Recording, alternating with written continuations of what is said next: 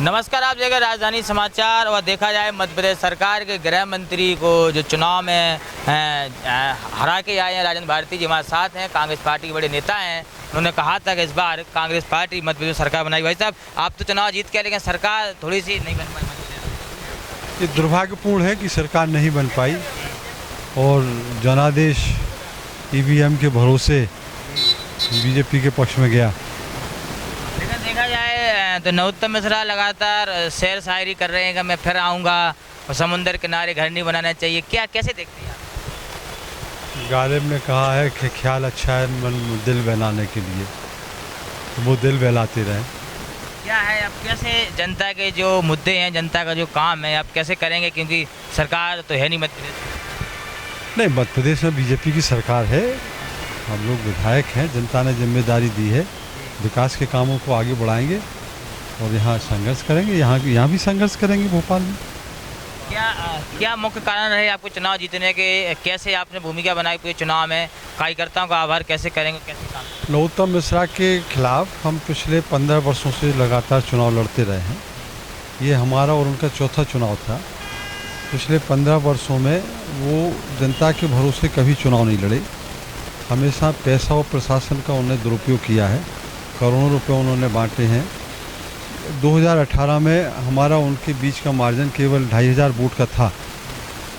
इस बार हमें पता था कि फिर वो पैसा बांटेंगे और वही उन्होंने फिर किया। पैसा बांटी, शराब बांटा, प्रशासन के भरोसे उन्होंने चुनाव लड़ा।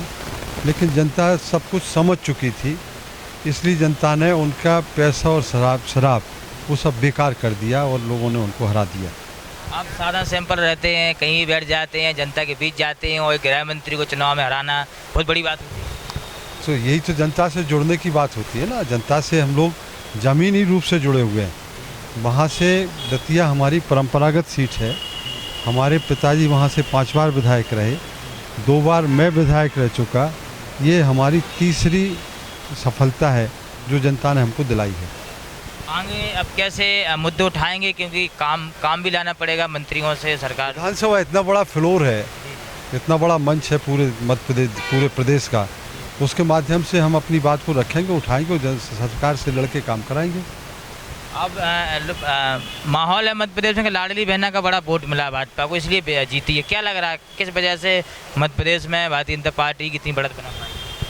देखिए, लाडली बहना का लालच तो जितना भी भाजपा के पक्ष में गया होगा, लेकिन उससे ज़्यादा भारतीय जनता पार्टी के नेताओं ने दतिया में नरोत्तम की तरह ही चुनाव लड़ा है।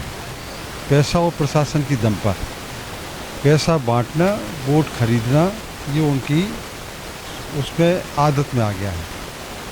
लोकसभा चुनाव है, लोकसभा चुनाव ही महत्वपूर्ण है क्योंकि विधानसभा हो गए। तो अब क्या भूमिका है मध्य प्रदेश में कांग्रेस की लोकसभा में? किन सीटों पर कैसे रणनीति बनाएंगे? ज़्यादा दिन नहीं बचे, अप्रैल मई में चुनाव। पूरी ताकत के साथ कांग्रेस पार्टी लोकसभा चुनाव लड़ेगी और बेहतर परिणाम लाएगी। विधानसभा क्षेत्रवासियों के लिए आपकी ओर से क्या संदेश है? क्या कहना चाहते हैं आप, क्योंकि जनता आपको बहुत सुनती है? जनता के लिए हमारा यही प्रार्थना और निवेदन है आपके माध्यम से कि जो निर्णय उन्होंने दिया है, और उनने निर्णय निश्चित रूप से बहुत अच्छा इस मायने में दिया कि जनता ये समझ चुकी थी कि नरोत्तम मिश्रा जी केवल पैसे की दम पर चुनाव लड़ते हैं, प्रशासन की दम पर चुनाव लड़ते हैं।